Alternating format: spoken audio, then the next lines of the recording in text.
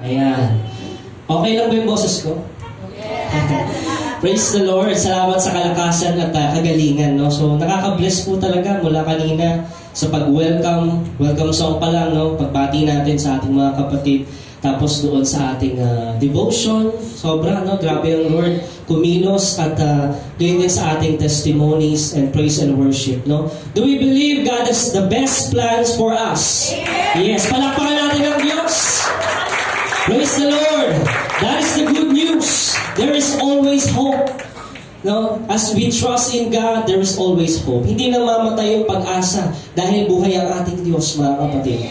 No? At nais ituro sa atin ng Panginoon kung ano ba yung mga dapat nating gawin. No? Kumbaga sa giyera, kumbaga sa laban, meron ng game plan eh. Diba? Meron ng tinuturo sa atin ng Panginoon paano magwagi, paano manalo. Una sa lahat, mga kapatid, unahin natin siya. Amen. Pag una ang Panginoon, hindi ka mahuhuli. Amen. Yun po, mga kapatid eh. Tinitingnan lang ng Panginoon kung hanggang saan tayo magtitiwala sa Kanya. No? At tama po yung sinabi kanina, no, sa testimony ni Nanay Tess. Minsan, ina-isolate tayo ng Lord eh. It's between you and God. No? Para mapatunayan mo sa sarili mo na totoo ang Diyos. Di ba? Na siya ang ating kalakasan, siya ang ating muog at kanlungan. No? That He is just one prayer away. No? Na minsan akala natin napakalayo ng Diyos, pero sa totoo, ang lapit niya. Gusto ng Panginoon lagi tayong lumalapit sa Kanya. Amen, mga kapatid. Glory to God. Pinapahan natin ang Diyos. At naniniwala ako sa araw na ito, no, patuloy na pagkakalob ng Panginoon ang mabiyaya niyang grasya sa atin. Mga kapatid, yes. Tayong lahat ay pinatawad ng Panginoon, no? Niligtas ng Diyos at patuloy sa araw-araw kumikilos ang Panginoon, nangungusap siya sa atin sa pamamagitan ng Kanyang salita. Handa na po ba tayo sa salita ng Diyos? Amen. Ang title nito, mga kapatid, Breaking the Curse. Basahin natin yung title. 1, 2, 3. Breaking the Curse. Yes, no? So, nais ng Lord tayo makalaya mula sa mga sumpa, mga kapatid. No, alam ba natin sa ating kapaligiran, sabi nga ng Biblia, merong dalawang umiiral na kapangyarihan, no? Siyempre, nandiyan sa himpapawid, di ba? In principalities, our warfare is in spiritual battle, mga kapatid. No? Kaya kailangan babad tayo sa presensya ng Diyos. No? So sa ating mundo kinagagalawan physically, merong mga supernatural being, di ba? Na kumikilos. Pero ang mga Kristiyano na pinananahanan ng banal na Espiritu ay protektado ng Diyos. Amen. Nariyan ang Panginoon at hindi tayo magagalaw ng masama. Yun ang sabi niya, as long as we are abiding. Sabihin natin, abide. Yan, no? We abide in the vine. Sino yung vine? Jesus Christ. Diba? We are the branches. At siya yung puno na ubas na siya tayong nakakonekta. Paano tayo kumukonekta sa Diyos, mga kapatid? Sa pamamagitan ng panalangin. Sa pamamagitan ng ating devotion. Yung pagbubulay-bulay natin ng Kanyang salita. Amen. Tinatanggap po ba natin ang salita ng Diyos sa araw na ito? Yes. No? Mga kapatid, dahil sa ating mga kalagayan, no, na nagkasala, kanina nabanggit yung una nating mga ninuno, si Eva at si Adan, simula noon pumasok ang kasalanan at ang sumpa. No? At alam natin yan, no? Kung paano tayo pinalaya ng Diyos sa pamamagitan ng Kanyang salita ng katotohanan. Amen, mga kapatid? No? So, sino dito yung mga may bagahe pa? Yung mga may bagahe pa ng galing pa ng nakaraan. No? Kasi sabi sa Bible, we are surrounded by cloud of witnesses, kaya napakabagal ng usad.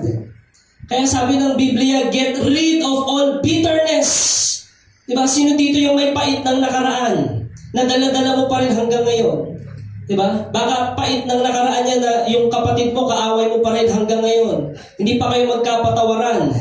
No? Sino dito yung merong galit sa puso, may puot, na mula noon pa, hanggang ngayon karga-karga mo. No? Kapatid, it's time to break the curse. It's time, mga kapatid, to let go of all that heaviness. Diba? Sabi ng Panginoon, ini-invite niya tayo, Matthew 11:28. Diba? Come to me, those who are heavily laden, those who are weary and heavily laden. No? And I will give you rest.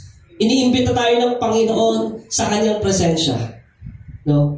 Na ipagkatiwala natin sa Diyos lahat-lahat, mga kapatid. So sa ating mga tao, may mga ganyan minsan. No? Meron kang kim-kim, di ba?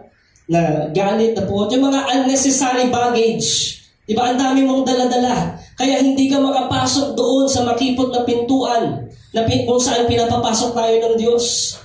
Hindi po ba, mga kapatid? Na sabi, bitawan na natin yung lahat ng pabigat. Kapatid, ano ba yung nagpapabigat sa iyo sa buhay mo ngayon? Masama ba ang loob mo? May sama ka ba ng loob sa kapwa? Mabigat yan. Di ba? Meron ka bang mga bagay ng nakaraan na hindi mo pa mabitaw-bitawan hanggang ngayon? Kapatid, mabigat yan. No? Sabi ng Panginoon, alisin niyo yan. Get rid of all bitterness. Magbihis kayo ng panibago at ibihis niyo yung katuwiran ng Diyos. Amen. Nang sa gayon tayo ay makausad at matanggap natin yung pagpapala.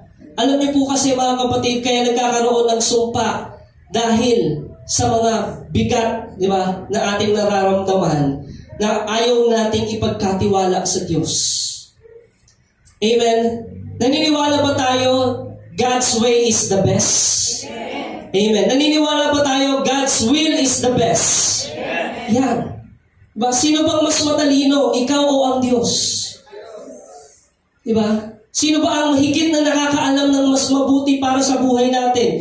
Tayo ba o ang Diyos? Kaya napakahalaga nung salitaan ng Diyos.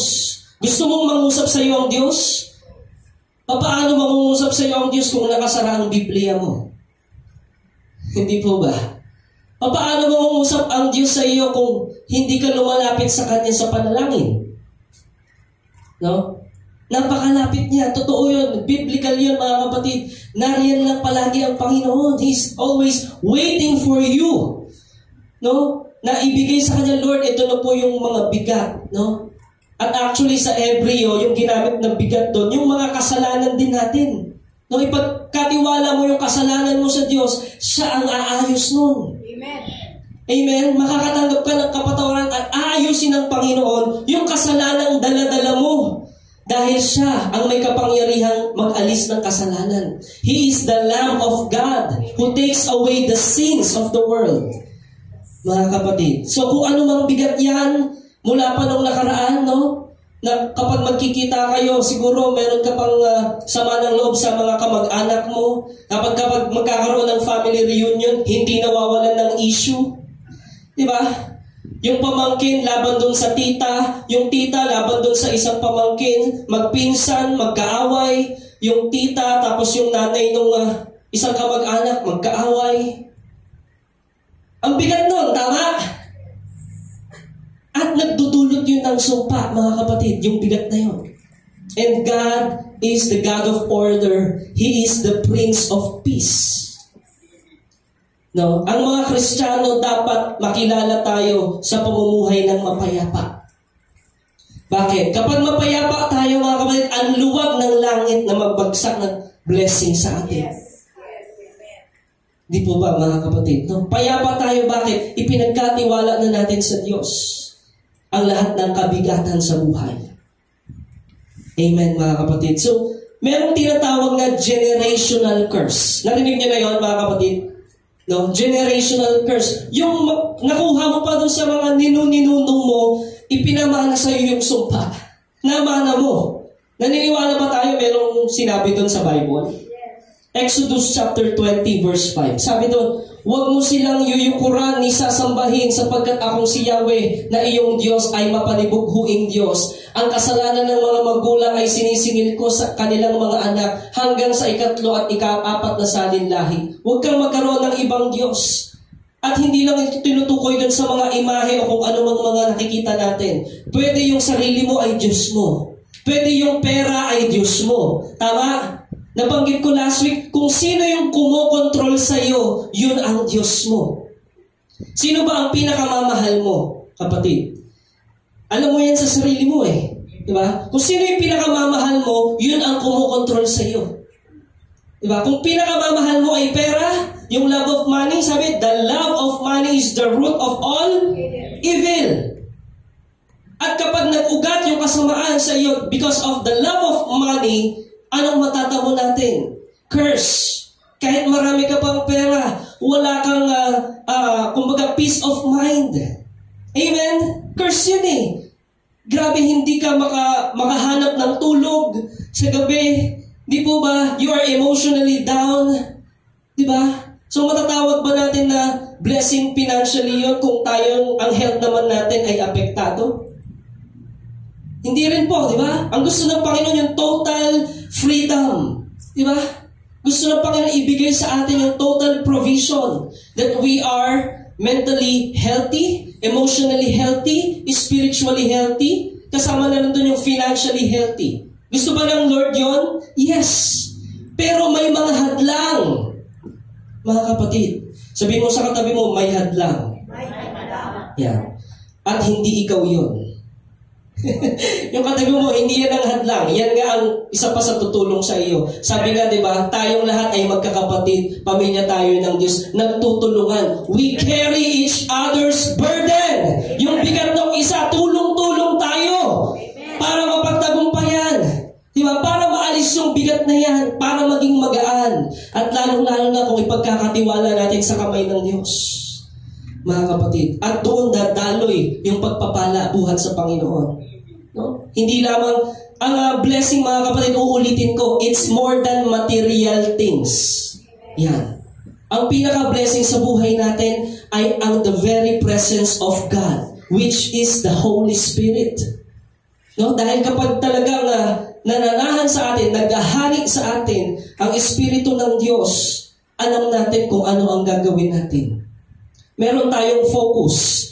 Kahit maraming distraction sa paligid, tama? Diba? Boses sa radyo, boses sa telebisyon, boses sa social media, boses ng mga vloggers, boses ng mga politiko. Di ba? Pero kung naghahari sa atin ang banal na Espiritu, iisang boses ang pinakamahalaga sa iyo. Boses ng Diyos. Palapakan natin ang Diyos. Tunay na Diyos na buhay. No? Basahin natin 34 verse 7 ng Exodus din. Tinutupad ko ang aking pangako maging sa libo-libo. Ang Diyos ba ay tapat? Hallelujah. Yes. At patuloy kong pinapatawad ang kanilang kasamaan. Mapagpatawad ba ang Diyos? Amen. Pagsuway at pagkakasala, ngunit hindi ko pinalalampas ang kasalanan ng Ama at ang pagpaparusa ko'y hanggang sa 3 at 4 na saninlahi. Meron tinatawag na generational curse. And it's time to break it. Mga kapatid, sabihin mo sa katabi mo, let's break the curse. Yan. No? Naniniwala ako sa umagang ito, maraming palalayain ng Diyos. Hallelujah. Naniniwala po ba kayo, mga kapatid? Palakpakan natin ang Diyos sa buhay. Amen. Basahin din natin, Numbers 14, verse 18. Si Yahweh ay hindi madaling magalit. Praise the Lord. No? Hindi siya madaling magalit. Mahabagin siya at handang magpatawad. Grabe talaga yung pag-ibig ng Diyos eh. Isipin nyo, hanggang ibinigay nga yung kanyang buktong na anak na maghirap sa krus ng Kalbaryo para lang tayo matubos, mga kapatid. Ganun mapagmahal ang Diyos. Pero sabi doon, subalit hindi niya pinagwawalang bahala, no? Ang kasamaan. Sapagkat ang kasalanan ng mga magulang ay kanyang sisingilin hanggang sa 3 at 4 na saninlahi, mga kapatid. Di ba? Kung minsan, di ba, ang naipapamana ng magulang is yung galit eh. Di ba? Kung minsan, yung naipapamana ng magulang, yung galit doon sa kapatid niya na kamag-anak din naman nila, no? Alam niyo ba yung kapatid ko na yan? Nung mga bata kami, ganito yan. No? Inggit yan sa akin. Kaya wag mong papansinin yung mga pinsan mo, ha? Na mga anak nila. Kasi masasama ugali nila. Tayo lang yung mga mababait na oloroso. At yung mga ibang mga oloroso na kaapelido mo, silang lahat ay masasama na. O anong ipinamana sa utak ng magulang? Galit, di ba? Kami. ano kami, mabuti kami. Diba? Yes. Kayo lang ang pinaka-mababait, mabubuting Pondang, Ramirez. Ganyan. No? Kayo ang pinaka-mababait sa Kalbayo, Samar. Diba? Lahat sila doon masasama ang ugali. Kaya huwag kayong pupunta doon. Kayo ang pinakamabait na oloroso sa Camarines Sur, Bicol. Lahat sila doon ay masasamang ugali. Diba? Minsan gano'n, sinisiraan ng magulang yung kapatid niya mismo sa kanyang mga anak. So ngayon, yung mga magpipinsan, nagkakasira-sira na din. Tama po ba, mga kapatid? It's time to break the curse. Amen. God is the God of peace. God is the God of love. Amen. It's time to reconcile. Magkaroon yung relationship, magkaroon, mabuo muli. Yes, hallelujah. Sa pamamagitan ng ano? Yung pag-ibig na natanggap mo sa Diyos, yun yung pairalin mo. Amen. Hindi yung sarili mong alam na pag-ibig, ayan, siniraan yan yung nanay ko Gaganti kami. Ganun ba yun? No. Ano mangyayari? Hanggang sa salit lahi, yun din ang ipapamana mo. Generational curse yun. Yes, yes. Yung bitterness, Yes. yung pait nung nakaraan, diba?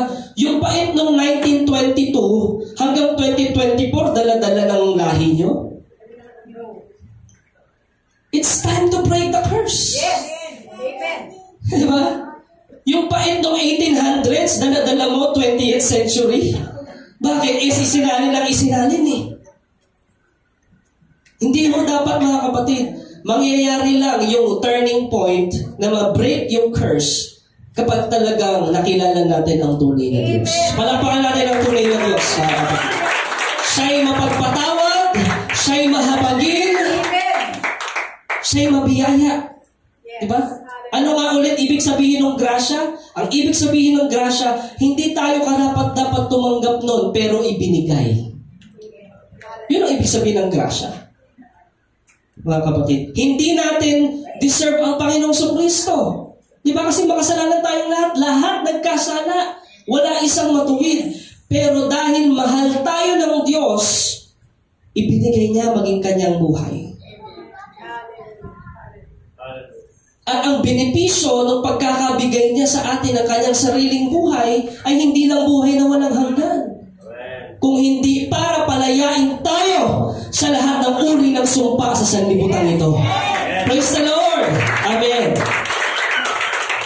Sabi sa Deuteronomy 5 verse 9, huwag mo silang yuyukuran ni sasambahin, no? Ibig sabihin kung sino mga ibang Diyos yan. Sabi doon, ako ay mapaligbuhuing Diyos. Ang kasalanan ng mga magulang sinisingil hanggang sa ikatlo, ikaapat na salinlahi.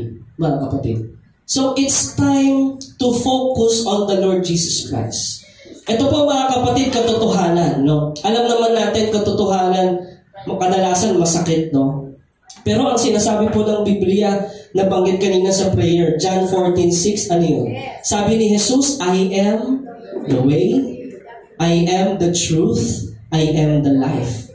No one can come to the Father except through me. Sino ang tatawagin nating pangalan? Walang ibang Diyos, mga kapatid, kundi ang Panginoong Jesus lang. Yun po ang ibinigay sa silong ng langit upang maligtas ang sangkatauhan. Yun ang pangalan ni Jesus. Wala na pong iba.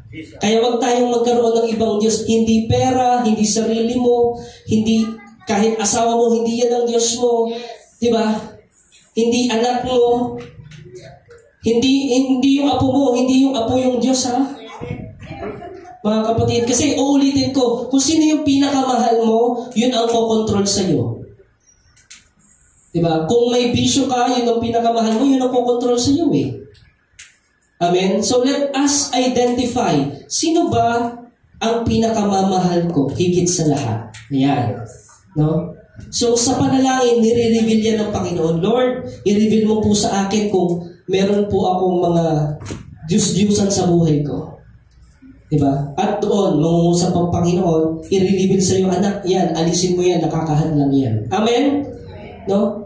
So, salamat sa Panginoon dahil tinuturo niya sa atin to. At hindi siya madaling magalit, binibigyan niya muna tayo ng warning. Sabihin mo sa katabi mo, may warning. Yan. Pag may warning, ano yun? Parusa ba kaagad yun? Hindi pa. Warning pa lang. Ibig sabihin, sinasabihan ka pa lang. Pinagsasabihan ka pa lang na kapag tinuloy-tuloy mo yan, kapahamakan yan. Amen? Ganun tayo kamahal ng Diyos eh. Diba? Halimbawa, nakikita mo yung kapatid mo nalulunod. Diba? Anong gagawin mo? Ikaw, magaling ka namang lumangoy. Siyempre, ililigtas mo. Hindi mo sasabihin, ipag-pray na lang kita, sis ha? Pinakita naman ng Diyos na kaya mo naman siyang tulungan. Dahil meron kang abilidad na binigay sa'yo ng Panginoon para makaahon siya dun sa kinalulunuran niya. Tama ho ba, mga kapatid? It's time to break the curse. God gave us gifts and anoint each and every one of us to break the curse. Tapakan ang mga alakdan at ang mga ulupong. We have the power and authority, mga kapatid, to break the curse, to break the cycle of generational curse. Diba? Yung mga masasamang ugali na natutunan natin sa ating mga ninuno. By the way, hindi lahat masama yung natutunan natin ha. Marami tayong natutunan mabuti. Tama? Amen. Yung mga pagmamano, yung paggalang, mabuti yun eh. Yun ay ituloy natin. Pero yung mga masasamang ugali, diba? Yung mga paninira, ganyan. Generational curse yun, kapatid. It's time to break it. Yes. No? Hallelujah. So kaya sabi, God is a jealous God. Dapat hindi tayo magkaroon ng ibang Diyos. Huwag tayong sumamba sa ibang Diyos, kundi ang Panginoong Hesus lamang. No? So, sa unang tingin, parang sabihin natin, ang unfair naman ng Lord. Kasi kasalanan ng magulang, damay pati mga anak tsaka apo. Parang unfair naman. Di ba? Naisip ba natin yun? Parang unfair naman. Pastor, parang hindi ko naiintindihan yung tinatapik mo. No? Na may kasalanan yung magulang namin, tapos kami damay din. Tingnan natin kung bakit nadadamay. No? Sige po, basahin ulit natin. Exodus 20, verse 5. Yan. Huwag mo silang iura o sambahin sapagkat ako si Yahweh ay iyong Diyos na mapanibughuin. Inulit, no, He is a jealous God. No? At yung kasalanan ng magulang, mapapamana kasi yun sa anak, mga kapatid. No? So, however, there is more to it than that. Huwag natin ma-misinterpret yung sinasabi ng Diyos. Unawain natin mabuti. Amen? Handa ba natin unawain? Yes. So, yung epekto ng kasalanan ng mga magulang, actually mga kapatid, kaya sinabing yung magiging curse nun ay sasalin lahi. Bakit? Kasi nga naipapamana. Diba? Naipapamana yung mga masasamang ugali, yung mga masasamang gawain. Naipapamana yun eh. Naniniwala ba tayo doon, mga kapatid? Yes. Sinasabi ng Biblia, ganun eh. Diba, kung alin yung makita ng bata na ginagawa ng mga matatanda, syempre yun yung gagayahin niya. Tama? Yes. Kung umaani ng sumpa yung gawain na ginagawa ng mga magulang, tapos syempre gagayahin ng mga anak, di tama nga ang Biblia hanggang sa 3rd and 4th generation na pupunta yung sumpa. Bakit? Kasi pare-parehas lang ng ginagawa eh. Amen, mga kapatid? So, ganun. When a father has a sinful lifestyle, halimbawa, manginginom yung magulang, diba? O di kaya may bisyo, yun yung nakita ng anak. Maggagayahin niya yun o hindi? Magagaya niya yun. No? Minsan nga, sasabihin ng tatay, Nak, bili mo akong yosi, sindihan mo na din sa tindahan, ha? Ikaw na magsindi. Nak, bili mo akong Red Horse, 2 mucho. Sa tingin mo, hindi mamamana yun ng anak mo? Bili mo ako 3-4 kantos. Ba't ko alam yung mga to? Napagdaanan natin yan, mga kapatid. Eh. Amen. Pero salamat sa Diyos dahil na-break yung curse. Amen. Amen. Bakit? Grasya lang ng Panginoon talaga. Biyaya lang ng Panginoon. Nabasa natin, mahabagin ng Diyos. Hindi siya magagalitin. Wawarningan ka lang muna. Yes. Hallelujah. Tatapikin ka muna ng Lord. Anak, tigilan mo na yan. Yes. Ganun muna sa una eh. Yes. Pag hindi ka nakinig, medyo lalakas eh. Di ba? Kaya huwag mo lang antayin lumakas pa yung warning. Di ba? So, at huwag nating antayin na yung mga susunod na henerasyon ay mapasa pa yung sumpa.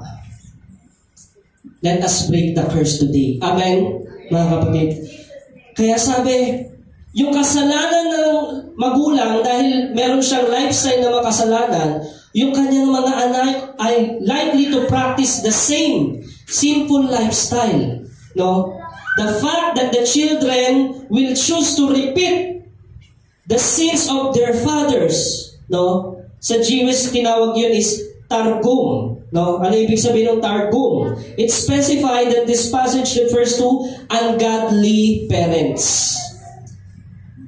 Ungodly parents. Lahat ba ng magulang pare-parehas ng pagpapalaki? No. No. Kaya nga iba-iba ang labas ng kabataan ngayon eh. Tama? Depende sa pagpapalaki at kung anong environment siya lumaki. No? Ano yung mga may kinalaman dyan? Siyempre, yung turo ng magulang, yung turo ng kapitbahay, yung environment, yung mga tropa-tropa niya. No? Kaya dapat alam natin kung ano, kung sino yung mga kaibigan ng mga anak natin. Diba? Concerned dapat tayo dyan, mga kapatid. Kasi may influence yan eh. Sabihin natin, influence. Yan. Kumbaga sa sipon, influenza, no? Viral yan eh. Mag-viral yan. Yun nga, nabanggitin niya, transferring spirit, di ba? Influence yan. Kung sino yung lagi yung kasama mo, sino lagi yung kausap mo, di magtatagal, magiging ganun ka na din. Yes. Tama? Kung lagi mong kausap si Lord. Hallelujah. Hallelujah. Kung lagi mong kinakausap ang Panginoon, di magtatagal, unti-unti siyang makikita sa buhay mo. Amen. Praise the Lord! Palapakan natin ang Diyos sa buhay.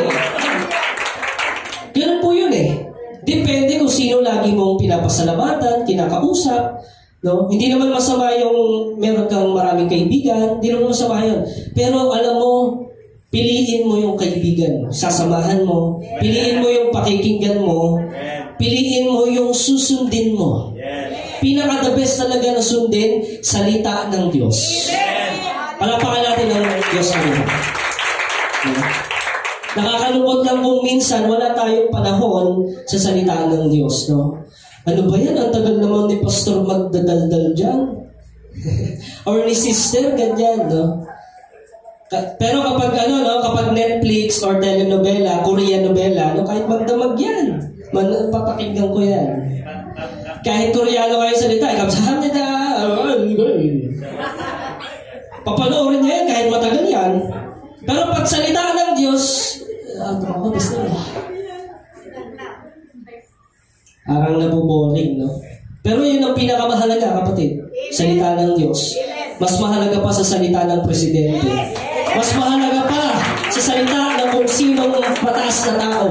Dahil ang Diyos ang pinakamataas. Ang salita ng Diyos ang pinakasupremo. Kaya, sino ang dapat nating pagbatayan? No? Ano yung batayan natin kung ano yung desisyon natin? No? Walang iba kundi dapat salita ng Lord. No? Kaya nga nagkakaroon ng mga rebelding mga kabataan. Kasama ko dati dun eh. Rebelde. Bakit? Nakita yung sa mga mga matatanda eh. Okay po. Yung ganong spirit ganyan pala. Pwede naman pala akong patabog-tabog sa magulang ko eh. Pwede ko naman pala pasigaw-sigaw sa magulang ko. Diba? Nakita niya yun na influence siya ng mga tao sa paligid. Anong tawag doon? Generational curse. Diba? Miserable ang buhay kapag ganyan ang sistema sa bahay. Tama ba ang Biblia? Amen? Kaya, sundin natin kung ano yung sinasabi ng Panginoon. Para mag-break yung curse at maluwag ang silaw ng langit, no? Bintana, pintuan ng langit na magbuhos ng pagpapala sa iyo at sa pamilya mo. Purihin ang Diyos. Amen? Kaya hindi matanggap-tanggap yung pagpapalang gustong-gustong ibigay ng Diyos sa iyo dahil may mga hadlang, may mga bara, may mga daladalang bigat na siyang nagtatakip para hindi mo matanggap ang pagpapala. kapag may parado dyan, anong matatanggap mo? Sumpa. Diba? Meron kang galit, meron kang puot, meron kang inggit, kung ano-ano pang mga negativity. Diba? Anong idudulot nun sa'yo? Sumpa. But the fruit of the Holy Spirit, sabi doon, love, pinakauna. Pag-ibig. Diba? Kahit yung mga naninira sa'yo, umaalimura sa'yo, sabihin mo, God bless you po. Yes. Hallelujah. Huwag magkantihan. Hallelujah. Pagpalain mo sila. Diba? At lagi kang magpasalamat sa Diyos. Kahit ano pa ang meron dyan. Amen? Ganun ang blessing, mga kapatid. No? Narinig niyo na yung salitang paradox? Paradox, no? Sa Biblia. Na parang sa unang tingin, parang magkakontra sila. No? Pero, kapag yun pala ang ginawa natin, prinsipyo ng Diyos, blessing pala yun. Halimbawa, anong halimbawa ng paradox? Sabi sa Biblia, it's better to give than to receive. Pero sa logical ng tao, Pastor, it's better to give. Mawawalan ako ng pera pag give ako ng give. Mawawalan ako ng pagkain pag give ako ng give. Pero yung paradox, mga kapatid, kapag prinsipyo yun ng Diyos, kapag sinunod natin, you always give. Diba? Nagpapatawad ka, nagpapasensya ka. Diba? You always give. Ano mga means yan ng pagbibigay, no? Lalo kang pagpapalain ng Diyos. Kasi yun yung prinsipyo eh. It's better to give than to receive.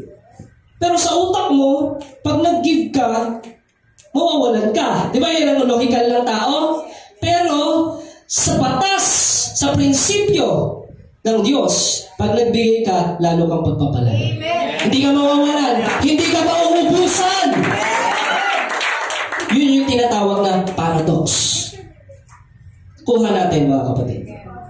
Principles of God, yes. His ways are not our ways. Yes. Amen. His thoughts, ang kaisipan niya, hindi maiuntulad sa ating kaisipan. Napakataas, parang langit at lupa. Kaya nga, lagi tayong dapat nakikinig sa salita niya. Dahil kung ano yung itunuro niya, at yun ang sinunod mo, kahit para sa iyo, pag parang nag-mathematics ka, parang talo ka, parang lugi ako Parang gano'n, parang lugi ako pa yung magpapatawad. Ako pa yung unang ngingitian ko siya, papatiin ko siya, away ko siya, parang lugi ako Pero yung tinatawag na paradox, principle ng Bible, kapag yun ang ginawa mo, mas lalo kang pagpapalain ng Diyos. Amen. Palakpakan natin ang Diyos na buhay. Ganun po yun, mga kapatid. Kaya it's time to break the cycle. It's time to break the curse. Mula pa sa kanununuan natin, mga kapatid. Yung mga rebellious children ngayon, di ba? Bakit? Pinanganak ba yung rebellious na kagad yan? Hindi naman Merong naka-influensya dyan, kaya yan naging rebelde. At yung rebellious spirit na yon ay umiiral na noon pa. Kaya kailangan makalaya tayo dyan. Amen? So, it is not unjust. No? Fair ba ang Diyos, mga kapatid? Yes. Ang paghatol ng Diyos ay makatwiran po ba? Yes. No? Hindi unjust ang Panginoon para parusahan ang kasalanan. Ang kasalanan mahal ng Diyos lahat ng tao. Tama? Pero yung kasalanan, yun yung nagbubulit sa iyo sa kapahamakan No? So, yung mga sinasabing third or fourth generations, yung mga generation na yun are committing the same sins of their ancestor. No? Pare-parehas ng pag-commit ng kasalanan, pare-parehas yung kasalanan ng magulang, ganoon din yung ginagawa ng anak, kaya nandun yung sumpa. Yun naman po pala ang sinasabi ng Biblia. Kaya kailangan maputol na yan. No? Kaya, mga kapatid, God's warning to visit iniquity on future generation ay totoo. Nakita natin ang henerasyon ngayon, mga kapatid. Pabuti pa ng pabuti ang henerasyon. Ano nangyayari? Pasama ba ang mga henerasyon o pabuti? Pasama. May laban, ano? May laban. Sa mga kabataan pa lang, di ba? May ano na dyan, may mga laban na dyan, di ba? So, marami dyan, yung iba na-influence yan sa school. Tama? Sa school, o sa environment, no? Tapos, yung magulang pa, wala pang masyadong time sa anak. Mga ganong mga bagay, yun yung umiiral sa mundo na dapat ating masira na, no? Ma-break yung curse, mga kapatid. So, a generational curse was a consequence. Sabihin natin, consequence. No, isa pa, consequence. Yan. Bakit may consequence? Kasi meron kang ginawa. Pag may itinanim, pag may tinanim kang masama, sa tingin mo, anong aanin mo? Masama. Yun yung tinatawag na generational curse, mga kapatid. No? Kaya, isa na nga dyan yung halimbawa, yung hindi pagkilala sa tunay na Diyos. Nagdudulot po yan ng sumpa. No? So, sa Old Testament, nakita natin hanggang sa New Testament, na-record yan, yung mga ganyang mga generational curse. Basahin natin Judges, chapter 3, verse 9. Subalit nang humingi sila ng tulong kay Yahweh, no, ginawa niyang hukom si Othniel, anak ni Kenaz at pamangkin ni Caleb, upang ito ang magligtas sa kanila sa pagkaalipin. No? Anong ginawa nila? Humingi sila ng tulong sa Diyos. Kailan ka humiling sa Panginoon ng tulong? O baka sinasabi, kaya ko to. May pera pa ako. Kaya ko to.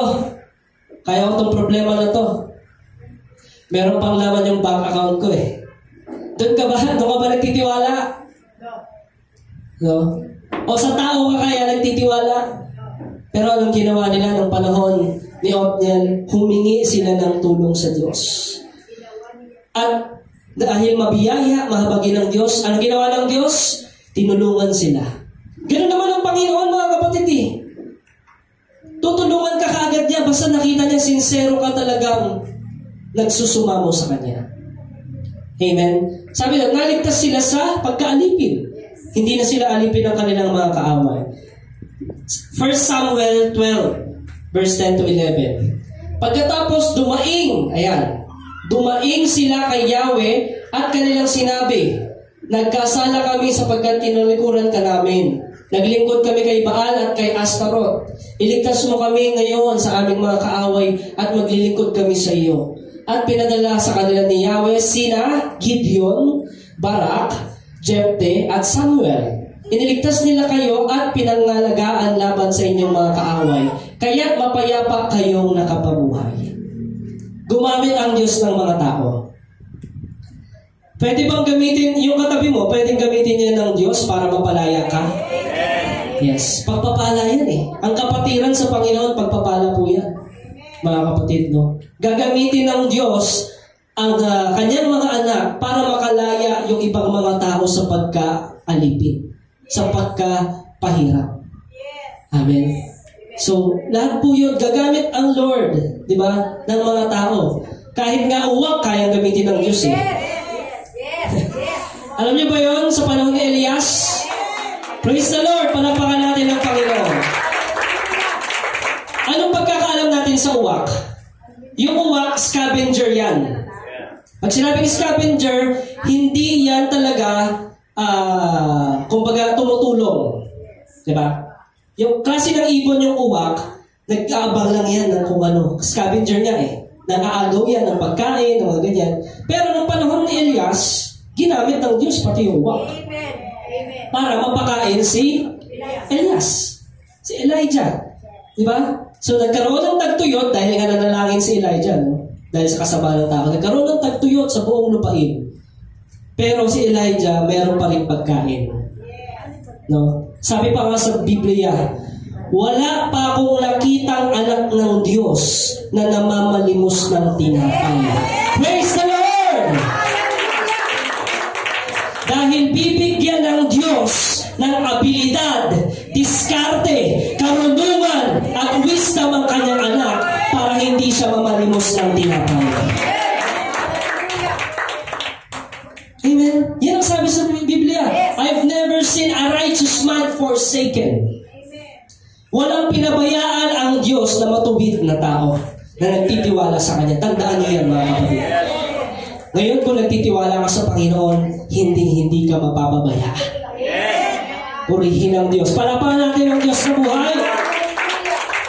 No?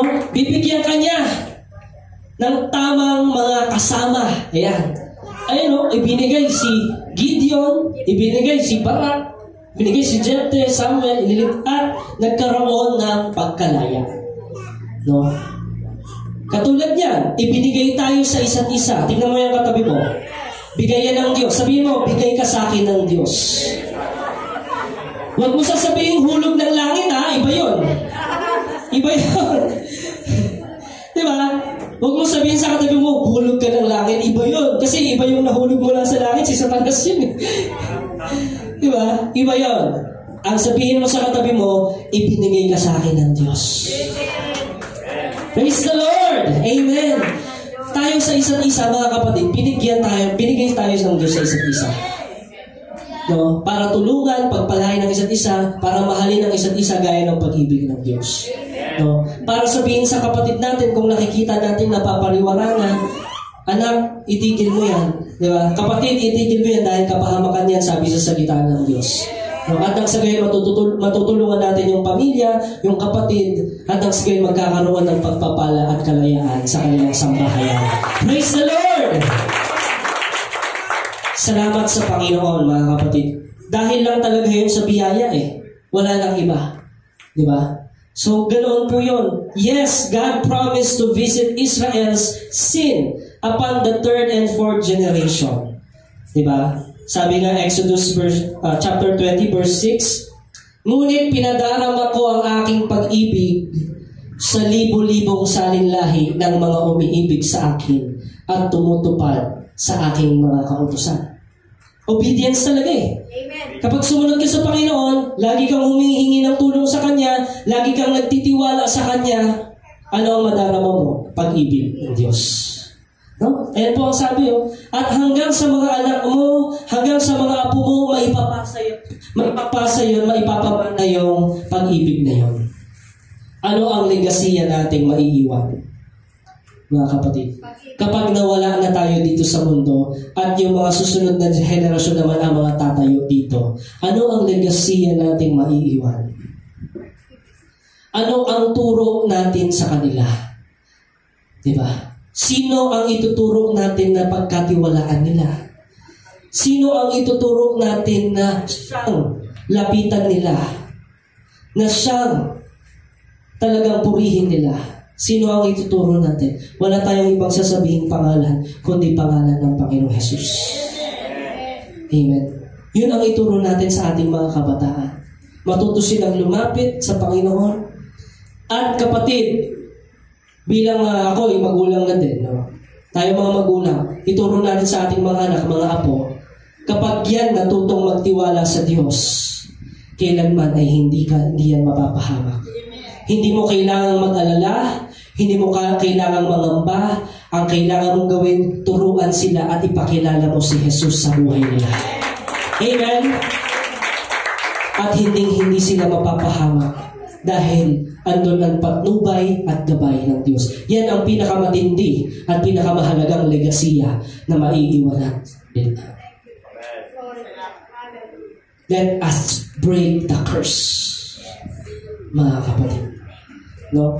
Kaya sabi, in other words, ang grasya ng Panginoon lasts 1,000 times. Lasts 1,000 generations. No? Higit ang pag-ibig ng Diyos kaysa yung galit niya. Alam ba natin yan? Mas wala pang pag-ibig ng Diyos eh. No? Pero meron kasi talagang mga tao na ayaw eh. Ayaw talagang piliin ng Diyos. Yun ang nakakalungkot. Pero huwag tayong sumuko, mga kapatid. Patuloy natin silang idalangin. Patuloy natin silang ilapit sa Diyos. Patuloy natin ipamuhay kung ano yung prinsipyo ng Biblia. At darating din ang araw, sila man din ay luluhod sa hari ng mga hari at Panginoon ng mga Panginoon. Amen. So, kung nag-aalala ka, sino nag-aalala dito sa generational curse? Nag-aalala ka na baka maisalin yung sumpa? No? O baka naman may naisalin sa yung anting-anting? Ha? Meron yan. Pwede po yan, mga kapatid. No? Kasi yung lolo ko, meron din nun eh. No? Buti wala ako nun. Di sa akin nagsabi. Diba? Mga generational curse, mga kapatid. Yung mga traditions of men, wag na natin yung ituro kung hindi yan nakabatay sa salita ng Diyos. Kung kontra yan sa prinsipyo ng Diyos, yun ay mga wag natin ituro. Amen po, mga kapatid. No? Ang ituro natin, pagtitiwala sa Diyos, salig sa Ginoo. Amen? Yun ang ituro natin. Pagtitiwala, mga kapatid. Kaya sabi, 2 Corinthians 5:17. Kaya kung nakipag-isa na, o sa ibang translation, pinagkatiwala na ng isang tao kay Kristo ang kanyang buhay, isa na siyang bagong nilalang. Makikita yung pagbabago. Amen? Unti-unti. Wala na ang dati niyang pagkatao. Sa halip ito'y napalitan na ng bago. The curse has been broken. Praise the Lord! Praise the Lord. Ang sumpa ay wala na. Siya ay malaya na dahil kay Kristo. Dahil sa kanyang pagtitiwala kay Kristo. Amen? Yun lang po eh. Ituro natin mga kapatid eh. No? Para ang isang tao makita yung pagbabago. Kung dati siyang manginginom katulad ko, mawawala yun dahil sa pagkakilala kay Kristo. Kung siya ay may bisyo, unti-unti ang mawawala. Kung addict yan sa mobile games or kung anong kina-addictan yan, no? Kung may masamang ugali ang anak mo, di ba? Ang ituro natin ay yung Panginoong Kristo, yung salita niya. Huwag nating bitawan sa panalangin, huwag tayong sumuko. Isa lang ang dapat nating subukan. Sumuko tayo sa Diyos. Hallelujah! Praise God! Amen. Next verse, Romans 8:1. Ngayon, ikaw ay anak na ng Diyos. Kaya nga, wala nang kahatulang parusa. Kasi nga, wala na yung curse eh. Wala na yung curse ng kasalanan. Wala na yung sumpa ng kasalanan. Kaya nga, wala nang kahatulang parusa ang mga taong nakipag-isa na kay Kristo Jesus. There's no condemnation to those who are in Christ. Yun po yung sinasabi sa atin. Sino dito ang talagang sa Panginoong Kristo nagtitiwala? Yes. Wala nang parusa. No? Huwag kang masyadong mag-alala sa mga anak mo, sa mga apo mo. Itaas mo sila sa Diyos. Ipagkatiwala mo sila sa Diyos. Ituro mo, ipamuhay mo ang salita ng Diyos. At yun ang legasiya na maiiwan natin sa kanila. Amen. Ang gamot, kapatid, para magkaroon ng healing, no? Healing sa generational curse. Ano yung cure? Romans 12:1-2. Last verse na po. Kaya nga, mga kapatid, alang-alang sa masagana, mabiyayang habag sa atin ng Diyos, ako'y nakikiusap, sabi ni Apostle Paul, ialay ninyo ang inyong sarili bilang isang handog na buhay, banal at kalugod-lugod sa Diyos. Ito ang karapat-dapat na pagsamba ninyo sa Diyos. Merong sakripisyo. Sino handa dito magsakripisyo para sa pamilya niya? Yes, para ma-break yung curse. Handa ka bang magsakripisyo? Diba? Handa ka ba talagang lumaban sa pamamagitan ng panalangin? Handa ka bang itaas sila araw-araw sa panalangin? Yun yung laban eh. Buhay na sakripisyo. No? Merong prayer and fasting and giving your all, your efforts to fight for them, to break the curse. Mga kapatid. Sabi sa verse 2, huwag kayong makiayon sa takbo ng mundong ito. Sa halip, hayaan ninyong baguhin ng Diyos ang inyong pag-iisip upang maunawaan ninyo ang kanyang kalooban, sa gayon magagawa ninyo kung ano ang mabuti, kalugod-lugod at ganap na kalooban ng Diyos. Kapatid, dapat mabago na yung isip natin. Amen. Paano mababago ang isip natin? Halimbawa, ang isang tao, meron siyang kinasanayan. No? Siyempre, ang sa English yun, habit. Tama? Yes. Habit. At maraming mga habit or hobbies ay talagang hindi kalooban ng Diyos. So, paano ngayon mababago yun? Sa pamamagitan ng salita ng Diyos. Yung isip niya dapat laging punuin ng salita ng Diyos. At unti-unti mababago yun. No? Kaya kapatid, nagbubukas ka ba ng Biblia? Nakikinig ka ba ng salita ng Diyos? Nagpapasakop ka ba sa kung anong sinasabi ng salita ng Diyos? No? Yun lang po ang tanging paraan para ma-break yung curse. Mabago yung pag-iisip, hindi na maisalin sa next generation yung mga masasamang ugali. Hindi na maisalin sa next generation yung bigat ng nakaraan. Di ba? Yung unnecessary baggage, yung mga bitterness, di ba? Yung mga puot, galit, inggit, hindi na masalin yon sa ating mga anak. Kundi ang maisalin natin, maiwan natin yung legasiya sa kanila ay ang pag-ibig ng Diyos, ang grasya ng Diyos, di ba? Ang kabutihan ng Diyos na siya nilang dapat lakaran. Yun po mga kapatid. That's how we break the cycle. Tayo mismo ang gagamitin ng Diyos. Tayo mismo ang gagamitin ng Diyos para ma-break yung cycle. Naunawaan po ba natin mga kapatid? So, how can a child of God makalaya sa curse? The answer is salvation through the Lord Jesus Christ. Pagsisisi sa kasalanan at pagtalima sa panawagan ng Panginoong Jesucristo. Amen po mga kapatid. So ngayon, sino dito yung handang magsisi? Amen. Baka sabihin mo, Pastor, wala naman ako dapat pagsisihan na. Mabait na ako. Hindi po.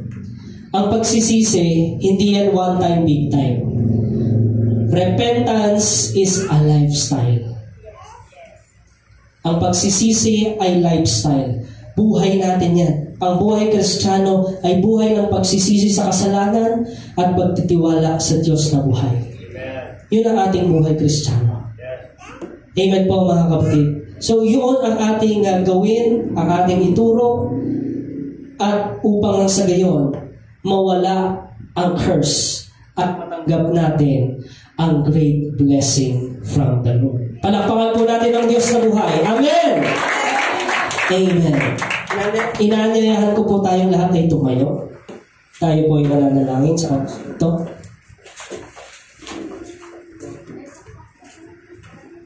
Thank you, Jesus. Kapatid, kailan ka huling humingi ng kapatawaran sa Lord? Kailan ka huling talagang nag-one-on-one kayo ng Panginoon? Pinasalamatan mo siya sa lahat ng biyaya. Pinapurihan mo siya sa lahat ng mga bagay na binigay niya sa iyo. At patuloy na ikaw ay lumalakad sa kung ano ang kanyang katwiran. Kapatid, it's time to break the curse. No? Kung meron ka pang mga bigat dyan sa puso mo, meron ka pang hindi na mapatawad, meron ka pang inggit, puot, galit, o pait ng nakaraan mula pa sa nakaraan, kapatid, it's time to break the curse. Ang pairalin natin yung pag-ibig na buhat sa Panginoon. Right now, it's between you and the Lord. It's between you and the Lord. No? Huwag mong pansinin kung sino man yung nasa paligid mo. Ngayon, manalangin ka sa Panginoon at magpasiyasan ka. Lord, here I am. Lord, here we are. Here we are. Thank you, Jesus. Here we are, Lord God. Siyasatin mo kami. Siyasatin mo kami, Panginoon. Ikaw, yes, Lord. Anything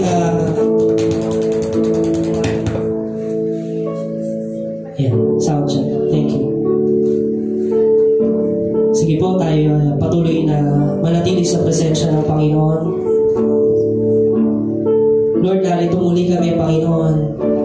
humihingi sa iyo ng kapatawaran, Panginoon. Lord, alam mo ang mga ginawa namin ng mga nakalipas na araw. Alam mo kung anong bigat na meron sa amin. Lord, kung ito ay galit sa sinumang tao, galit sa magulang, galit sa kapatid, galit sa kamag-anak, in Jesus' name, right now, we surrender, Panginoon. We surrender to you. Pinagkakatiwala namin anumang bigat na ito. Kaya kapatid, right now, kung anuman ang ini-reveal sa iyo ng Panginoon, kung anuman ang inihayag sa iyo ng Lord ngayon, na itaas mo sa Kanya, right now, repent. Repent of your sins. Repent from your sins. Dahil nagdudulot yan ng sumpa. Yes, Lord God. Salamat po sa pagmamahal mo, Panginoon. Kahit hindi kami karapat-dapat ibigin, inibig mo kami, Panginoon. Niyakap mo kami, Lord God, sa kabila ng aming karumihan. Dahil sa aming kasalanan. Kahit sa mga pagsuway namin, Panginoon, Lord, patuloy kang nagwa-warning sa amin. Patuloy kang nangungusap sa amin, Panginoon, nang sa gayon hindi kami tuluyang mapahamak. Lord, maraming salamat po. Dahil ikaw ang Diyos na buhay na aming nakilala at patuloy, Lord, na kumikilos sa aming buhay. Panginoon, tinataas ko sa iyo ang lahat ng aking mga kapatid na narito. Kaya kapatid, pwede mo bang itaas sa Diyos ang iyong kamay, kahit yung kanang kamay mo, symbolizing, sinusuko mo lahat ng bitterness, lahat ng hatred, or envy man yan,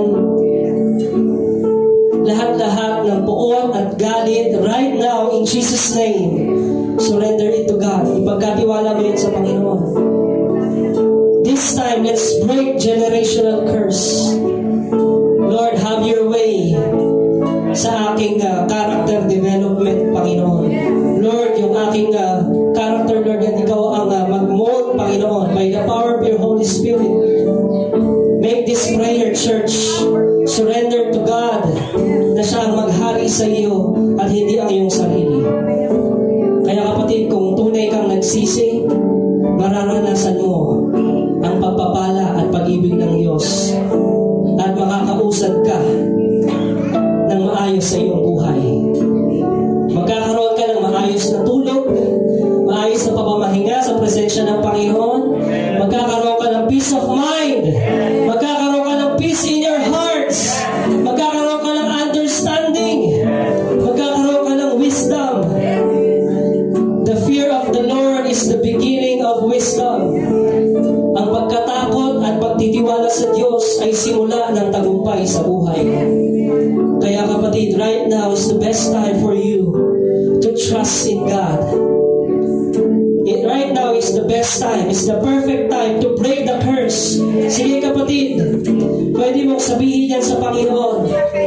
Lord, sinusuko ko sa iyo kung anumang bagay na ito, kung anumang bigat na ito, Panginoon, na siyang humahadlang, Panginoon, sa aking relasyon sa iyo.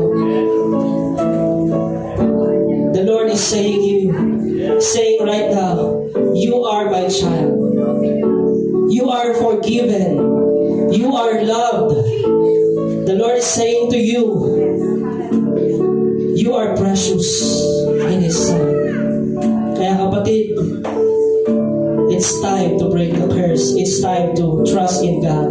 It's time to surrender your all in God. Salamat po, O Diyos. Because of your amazing grace, we are saved. Because of your amazing grace, we are healed. Because of your amazing grace, we have freedom, Panginoon.